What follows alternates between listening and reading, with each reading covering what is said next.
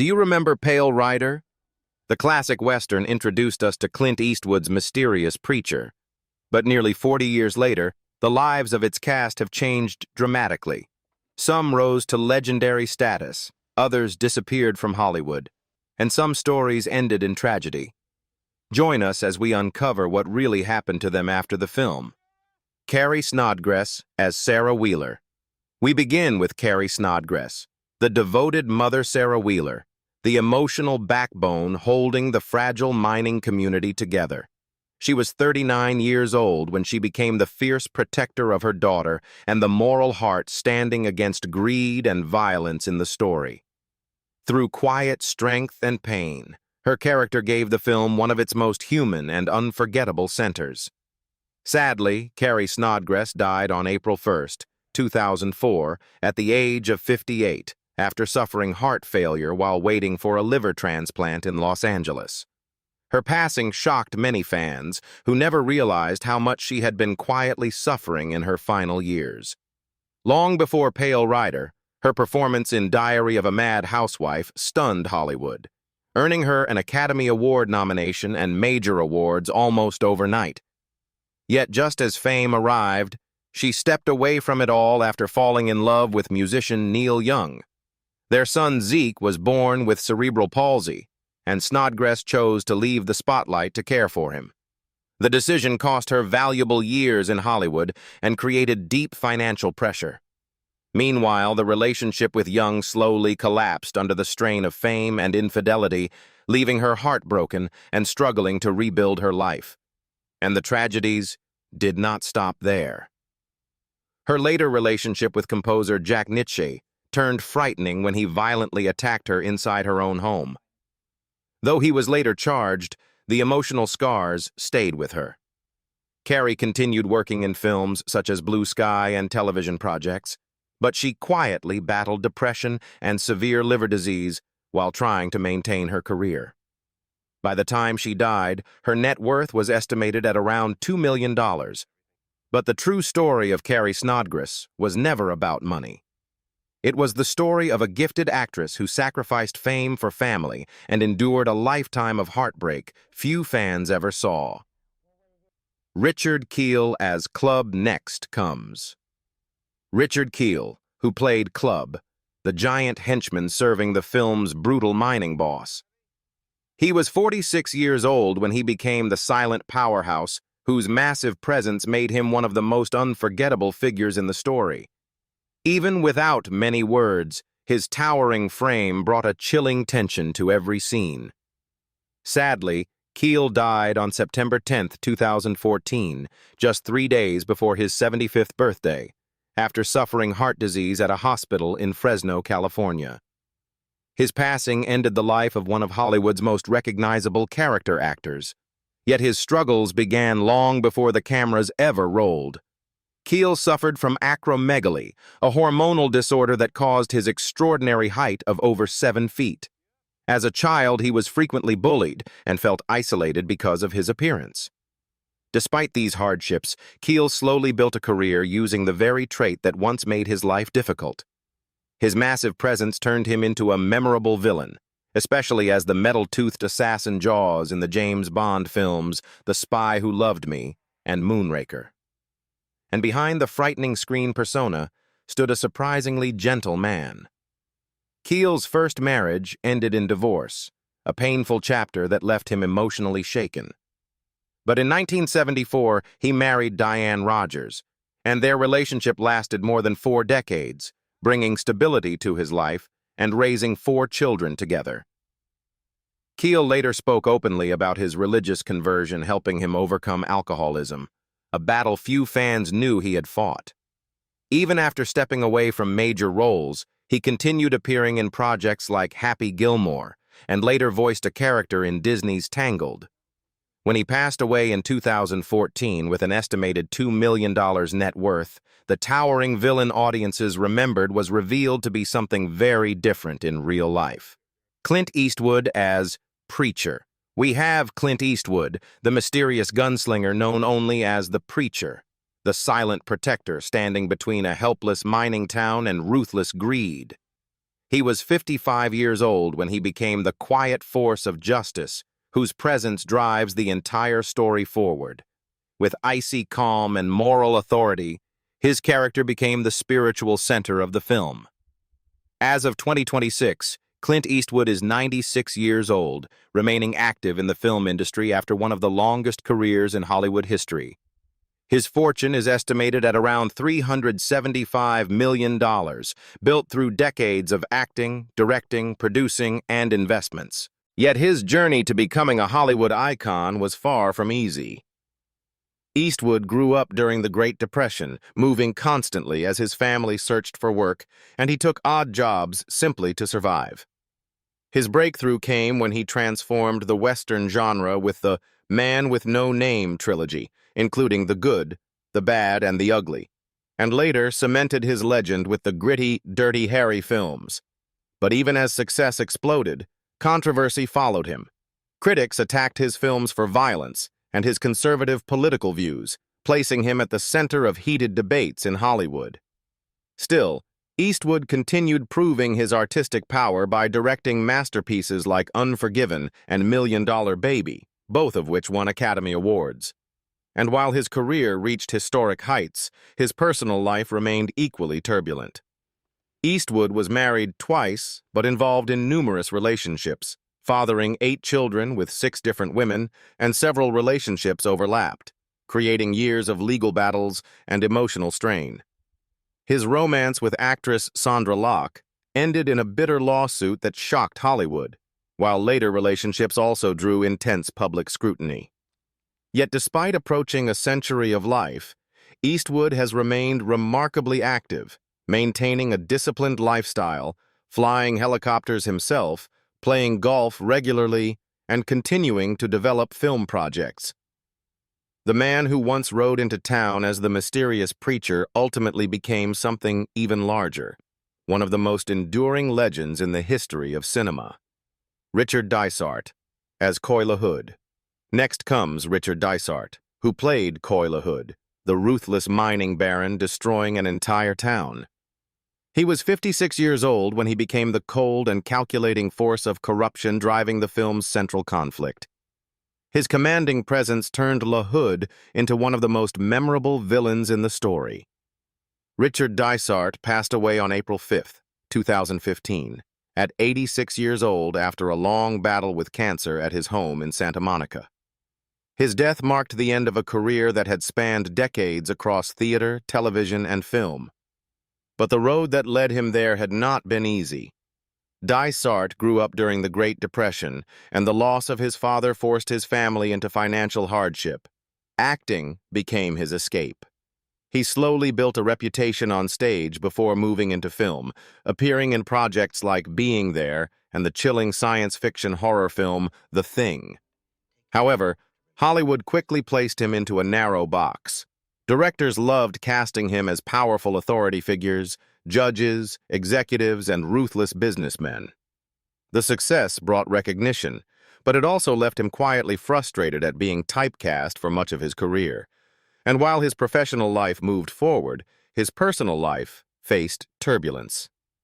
Dysart went through 2 painful divorces before finally finding stability with artist Catherine Jacoby, whom he remained married to until his death. His career later reached new heights with the television drama L.A. Law, where his role as Leland Mackenzie earned him an Emmy Award and widespread respect. By the time he died, his estimated net worth was about $4 million, but Richard Dysart's real legacy was far more powerful. A man who turned hardship into strength and became one of Hollywood's most unforgettable character actors. Billy Drago as Deputy Mather. Let's continue to Billy Drago, who played Deputy Mather, the cold-blooded enforcer serving the corrupt mining empire with brutal loyalty. He was about 39 years old when he became the cruel shadow behind the main villain, bringing intimidation and violence to the heart of the story. With piercing eyes and a chilling calm, his character added a dark intensity that made every confrontation in the film more dangerous. Billy Drago died on June 24, 2019, at the age of 73. after suffering complications from a stroke in Los Angeles. His passing quietly ended the life of an actor whose unforgettable face had frightened audiences for decades. Yet his real story began in hardship. Born into a poor family with Native American and Romani roots, Drago grew up facing poverty and discrimination. He tried several different paths, working as a journalist for the Associated Press, becoming a radio broadcaster, and even performing dangerous stunt work. Those early years were unstable, but they also hardened him into the intense performer audiences would later recognize. His career finally exploded when he played the icy gangster Frank Nitti in The Untouchables, a role that instantly made him one of Hollywood's most memorable villains.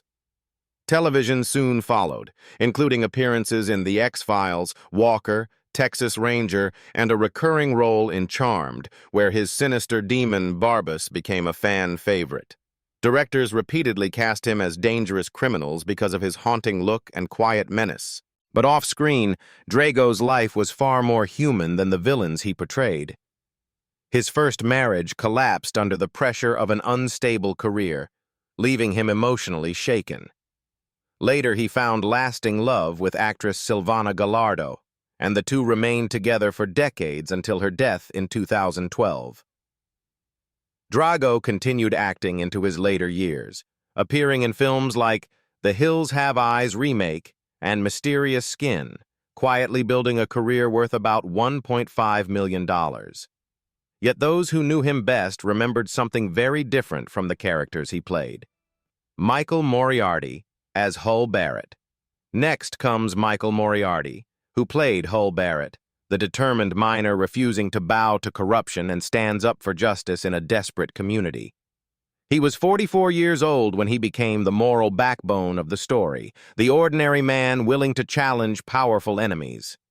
His character represented the quiet strength that helped the town survive. In 2026, Michael Moriarty is 85 years old, living a quieter life after decades of fame.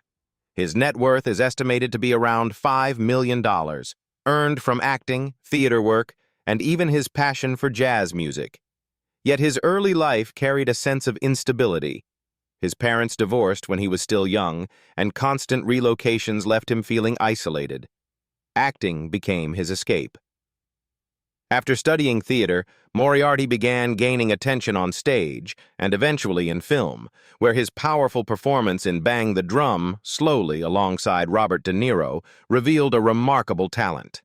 His career reached a new level when he starred as prosecutor Ben Stone in the television series Law and Order, a role that earned him widespread recognition and awards.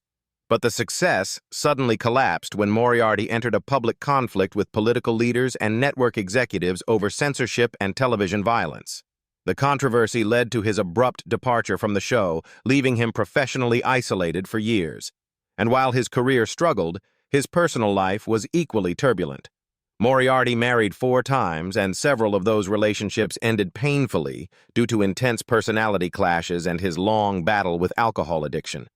At one point, he even moved to Canada, calling himself a political exile while trying to rebuild his life away from Hollywood. Today, he lives largely outside the spotlight, leaving behind a complicated legacy. Chris Penn as Josh LaHood. We begin with Chris Penn, who played Josh LaHood, the hot-headed son whose impulsive anger constantly threatens to ignite violence. He was 20 years old when he became the volatile young man whose reckless actions intensified the danger surrounding the town.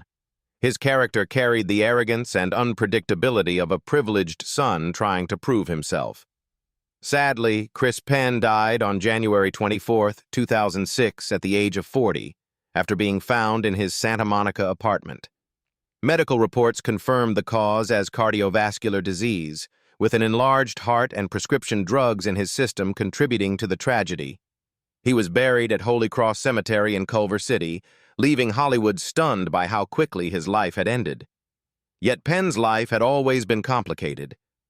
Growing up in a famous artistic family, he was the younger brother of actor Sean Penn, and the constant comparisons weighed heavily on him.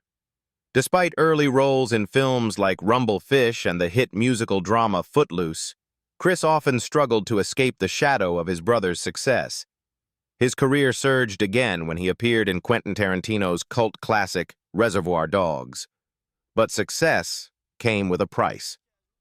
Throughout the 1990s, Penn battled substance abuse and severe weight gain, problems that quietly damaged both his health and his career opportunities.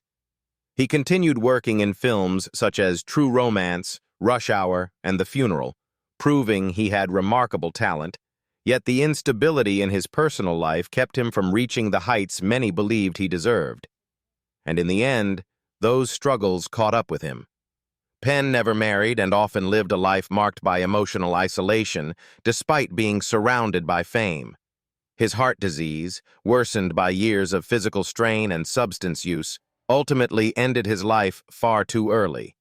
When he died with an estimated $5 million net worth, Chris Penn left behind a career filled with powerful performances and a haunting reminder of how fragile success in Hollywood can be.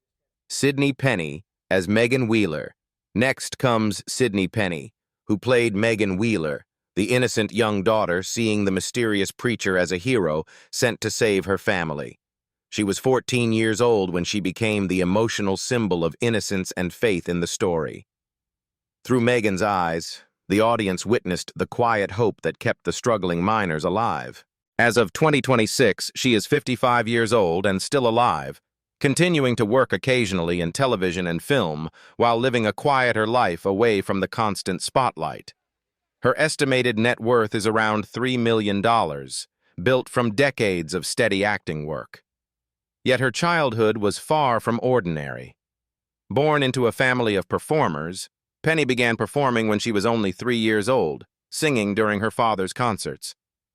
By the time she appeared in projects like The Thorn Birds, where she played the young Maggie Cleary, she had already gained national attention and even won a Young Artist Award.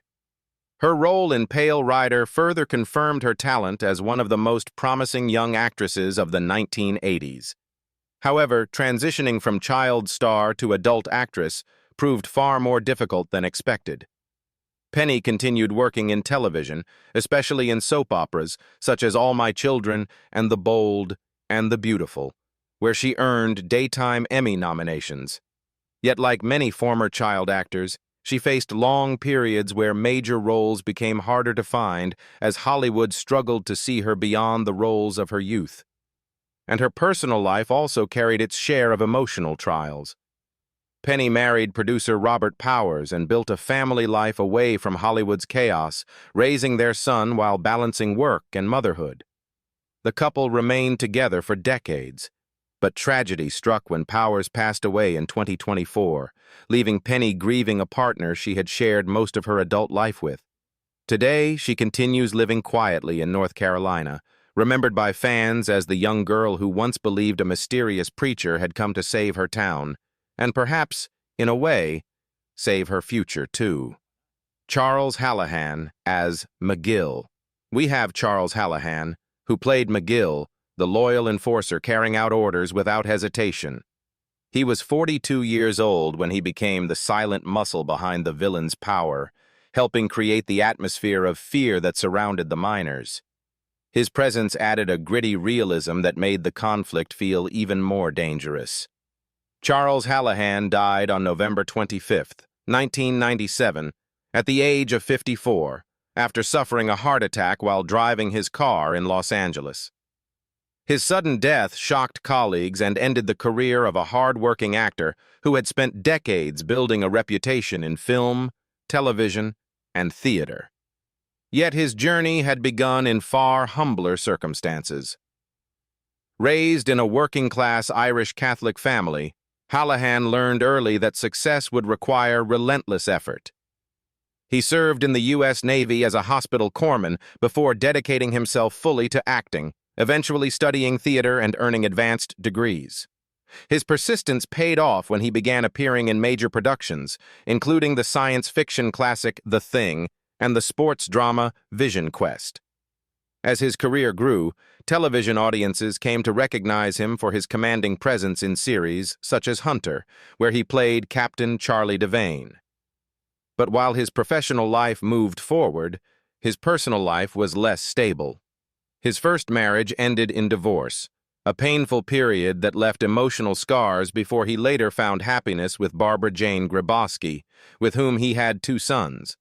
In his later years, Hallahan continued working steadily, appearing in projects like Executive Decision and the disaster thriller Dante's Peak, one of his final memorable performances. Sadly, his long battle with heart problems ended his life far too early.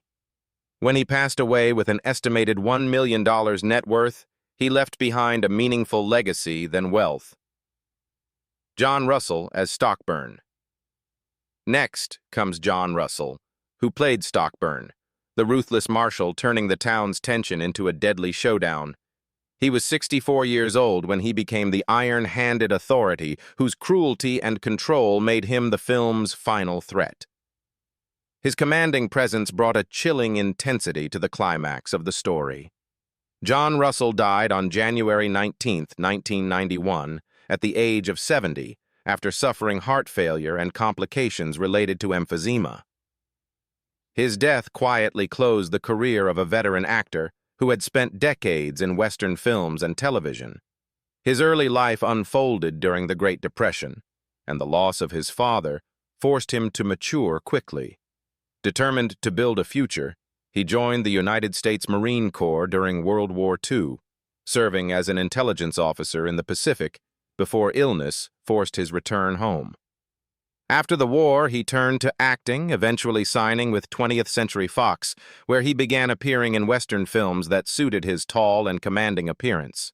Russell soon became widely recognized through television, particularly for his role as Marshal Dan Troop in the hit Western series Lawman, which made him a familiar face to audiences across America. He also appeared in major films including Rio Bravo, where he played a corrupt rancher opposite John Wayne. But success came with personal struggles. Russell went through 2 marriages that ended in divorce, and friends later revealed he battled heavy drinking and smoking, habits that slowly damaged his health. In his later years, he continued appearing in westerns and television, often portraying powerful or morally complex characters. One of his most memorable late roles came when he returned to the genre alongside Clint Eastwood, bringing Stockburn to life with chilling authority. By the time he passed away with an estimated $500,000 net worth, John Russell had left behind a career spanning nearly half a century. Richard Hamilton as Jed Blankenship. We have Richard Hamilton, who played Jed Blankenship, the kind-hearted shopkeeper, bringing warmth and humanity in a town surrounded by fear. He was 65 years old when he became the quiet moral anchor whose kindness reminded the struggling miners that compassion still existed. His calm presence gave the story one of its few moments of peace. Richard Hamilton died on December 21, 2004, at the age of 83, passing away peacefully at his home in the Catskill Mountains from natural causes. His long career ended quietly, much like the humble characters he often portrayed. Yet his early life had been far from peaceful. Growing up in a poor family in Chicago, Hamilton was forced to leave school early and begin working to help support his household. Acting eventually became his escape from that difficult reality. After studying theater and performing in radio and stage productions, he slowly built a reputation as a reliable character actor in both film and television. His career stretched across decades, with memorable appearances in films such as Men in Black, where he played Tommy Lee Jones's first partner, and in numerous television dramas including Law and Order. While never a leading star, Hamilton became the kind of actor directors trusted to quietly strengthen every project he joined. But his personal life carried deep emotional wounds. Hamilton married once and raised a family, yet the loss of a child left a permanent trauma that friends said changed him forever. Even as he continued acting into his later years, he remained a private and reflective man. By the time he passed away with an estimated $800,000 net worth, Richard Hamilton had left behind a meaningful career than fame. Fran Ryan as Ma Blankenship. Next comes Fran Ryan, who played Ma Blankenship, the tough and sharp-tongued innkeeper, helping hold the small community together during its darkest moments. She was 69 years old when she became the fearless matriarch whose determination gave the town a sense of resilience. Her character showed that strength sometimes came from the most unexpected places. Fran Ryan died on January 15, 2000, at the age of 83 from natural causes, closing the chapter on a long career in film and television. Her ashes were later laid to rest beside her mother in Holy Sepulchre Cemetery in California. Yet Ryan's life had been marked by heartbreak long before audiences knew her name. As a young performer, she toured with the USO during World War II, entertaining American troops overseas. But her personal life was shattered by tragedy. Her first husband, Walter Wayne, died in a plane crash while she was pregnant with their child. Only 2 years later, her second husband, Howard Schaefer, also died in another plane crash, and his body was never recovered. Despite the devastating losses, Ryan refused to give up on life or her career. She continued acting in television series such as Little House on the Prairie, The Andy Griffith Show, and Green Acres, becoming a familiar face to American audiences. Her strong personality made her a natural choice for stubborn but lovable characters. In her later years, Ryan remained active in television and film, appearing in productions like Gunsmoke and various comedy series that showcased her sharp humor. Though she endured more personal tragedy than most people could imagine, she continued working with determination until the end of her life. When she passed away with an estimated $1 million net worth, Fran Ryan left behind a legacy not defined by wealth or fame, but by the extraordinary resilience of a woman who survived heartbreak and kept performing for nearly half a century. After 4 decades, the cast of Pale Rider has changed in ways few fans could have imagined. So, which transformation surprised you the most from the Pale Rider cast then and now? Let us know in the comments below. And if you enjoyed revisiting these legendary actors, don't forget to like the video and subscribe for more classic movie cast stories.